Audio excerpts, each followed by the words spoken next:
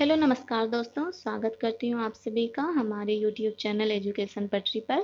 दोस्तों अभी हम लोग पढ़ने वाले हैं वैदिक सभ्यता से जुड़ी टॉप 50 प्रश्नों को, जो कि सभी प्रतियोगी परीक्षाओं के लिए बहुत ही महत्वपूर्ण होंगे। दोस्तों पिछले क्लास में हमने इस टॉपिक पर डिस्कस किया था। इस टॉपिक को हमने पूरी डिटेल के साथ पढ़ा था और आज हम उससे जुड़े बहुत ही महत्वपूर्ण क्वेश्चन को सॉल्व करने वाले हैं। तो चलिए शुरू करते हैं। हमारा पहला नंबर का क्वेश्चन है, पूर्व वैदिक या ऋग वैदिक संस्कृति का काल किसे माना जाता है? तो इसका सही आंसर होगा 1500 से 1000 ईस्वी पूर्व। सेकेंड नंबर है, उत्तर वैदिक संस्कृति का काल किसे माना जाता है? तो उत्तर वैदिक संस्कृति का काल माना गया है 1000 से 600 ईसा पूर्व। तीसरा नंबर है, आर्य शब्द का शाब्दिक अर्थ है। आर्य शब्द का शाब्दिक अर्थ है श्रेष्ठ या कुलीन। चौथा नंबर है, प्रारंभिक आर्यों के बारे में निम्न कथनों में से कौन सा सही नहीं है? तो इनमें से कौन सा सही नहीं है? वो होगा वे मुख्यतः नगरों में निवास करते थे। ये सही नहीं होगा क्योंकि वो ग्रामीण थे और ग्राम में निवास करते थे। पांचवा नंबर है, उत्तर वैदिक काल के वेद विरोधी और ब्राह्मण विरोधी धार्मिक अध्यापकों को किस नाम से जाना जाता था? तो इसका सही आंसर होगा बी नंबर, श्रमण। श्रमण के नाम से जाने जाते थे। छठा नंबर है, वैदिक गणित का महत्वपूर्ण अंग है। तो इसका सही आंसर होगा सी नंबर, शूलसूत्र। सातवां नंबर है, भारत के राज्य चिन्ह में प्रयुक्त होने वाले शब्द सत्वमेव जयते किस उपनिषद से लिए गए हैं? इसका सही आंसर होगा ए, मुंडक उपनिषद से लिए गए हैं। आठवां नंबर है, ऋग्वैदिक आर्यों का मुख्य व्यवसाय क्या था? ऋग्वैदिक आर्यों का मुख्य व्यवसाय था बी नंबर, पशुपालन।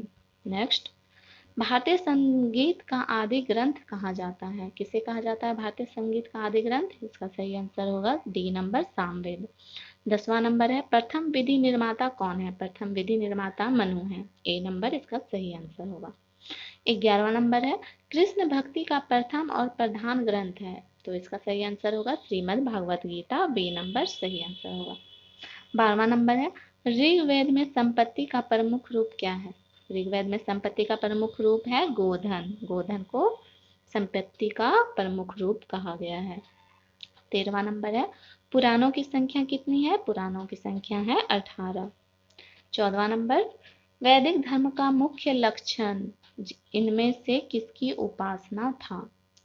फर्स्ट नंबर है प्रकृति, सेकंड है पशुपति, और थर्ड है देवी माता, और फोर्थ है त्रिमूर्ति। तो इसका सही आंसर होगा ए नंबर, प्रकृति।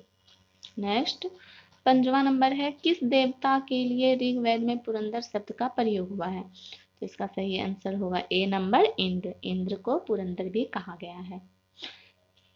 16वां नंबर, शूलसूत्र किस विषय से संबंधित पुस्तक है? तो इसका सही आंसर होगा ए नंबर, ज्यामिति। 17वां नंबर, अस्तोमा सदगमय कहाँ से लिया गया है? अस्तोमा सदगमय लिया गया है ऋग्वेद से। 18वां नंबर क्वेश्चन है, आर्य भारत में बाहर से आए और सर्वप्रथम कहाँ बसे? तो वो बसे थे पंजाब में। 19वां नंबर, वेदों को अपौरुषेय कहा गया है। क्यों कहा गया है? क्योंकि वेदों की रचना देवताओं द्वारा की गई थी, इसलिए इसे अपौरुषेय कहा गया है। 20वां नंबर, वैशेषिक दर्शन के प्रतिपादक हैं। तो इसका सही आंसर होगा अलूकनद। 21वां नंबर, मीमांसा या पूर्व मीमांसा दर्शन के प्रतिपादक हैं। इसका सही आंसर ए के साथ जाता है, जिसका जो होगा जैमिनी। 22वां नंबर, वेदांत या उत्तर मीमांसा दर्शन के प्रतिपादक हैं। इसका सही आंसर होगा बी नंबर, बादरायण। 23वां नंबर, प्रसिद्ध 10 राजाओं का युद्ध, दशराज युद्ध किस तट पर लड़ा गया था? तो इसका सही आंसर होगा डी नंबर, पुरुषनी नदी के किनारे। 24वां नंबर है, धर्मशास्त्रों में भू राजस्व की दर क्या है? तो इसका सही आंसर होगा 1/6। 25वां नंबर, गायत्री मंत्र देवी सावित्री को संबोधित किस पुस्तक में मिलता है? तो इसका सही आंसर होगा ए नंबर, ऋग्वेद। ऋग्वेद में गायत्री मंत्र का उल्लेख मिलता है। 26वां नंबर क्वेश्चन है, न्याय दर्शन को प्रचारित किया था किसने? नया दर्शन को प्रचारित किया था? बी नंबर गौतम ने। 27वां नंबर है, योग दर्शन के प्रतिपादक हैं, योग दर्शन के प्रतिपादक हैं पतंजलि। 28वां नंबर है, उपनिषद पुस्तकें हैं किस पर? धर्म पर। 29वां नंबर, अध्यात्म ज्ञान के विषय में नचिकेता और यम का संवाद किस उपनिषद में प्राप्त होता है? तो इसका सही आंसर होगा सी नंबर, कठोपनिषद में प्राप्त होता है।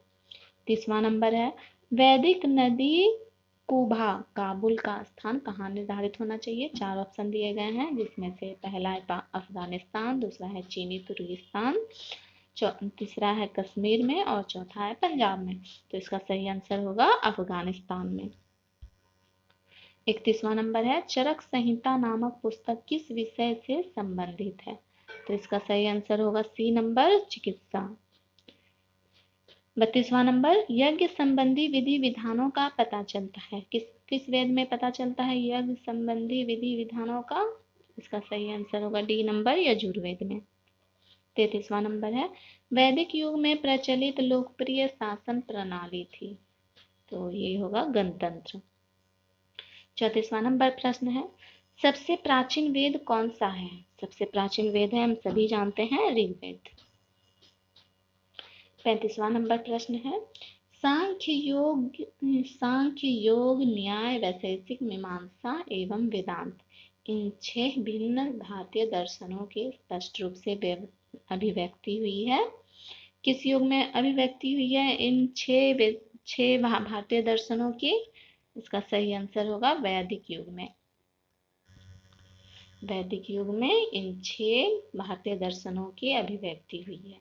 36वां नंबर है, निम्नलिखित में वह दस्तकारी कौन सी है जो आर्यों द्वारा व्यवहार में नहीं लाई गई थी? तो इसका सही आंसर होगा डी नंबर, लोहारगिरी। 37वां नंबर प्रश्न है, किस वेद में जादुई माया और वशीकरण का वर्णन मिलता है? तो इसका आंसर होगा डी, अथर्ववेद। 38वां नंबर प्रश्न है, आर्य शब्द इंगित करता है किसे? आर्य शब्द इंगित करता है डी नंबर, श्रेष्ठ वंश को। 39वां नंबर है, वैदिक युग में यव कहा जाता था? किसे कहा जाता था वैदिक युग में यव कहा जाता था? बी नंबर, जौ को।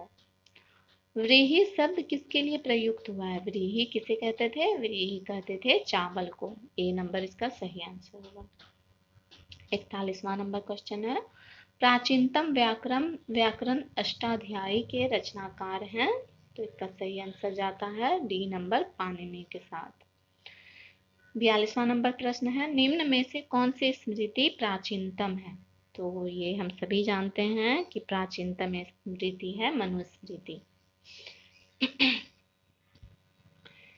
43वां नंबर प्रश्न है, ऋग्वेद में सबसे पवित्र नदी किसे माना गया है? तो सबसे पवित्र नदी माना गया है बी नंबर, सरस्वती को।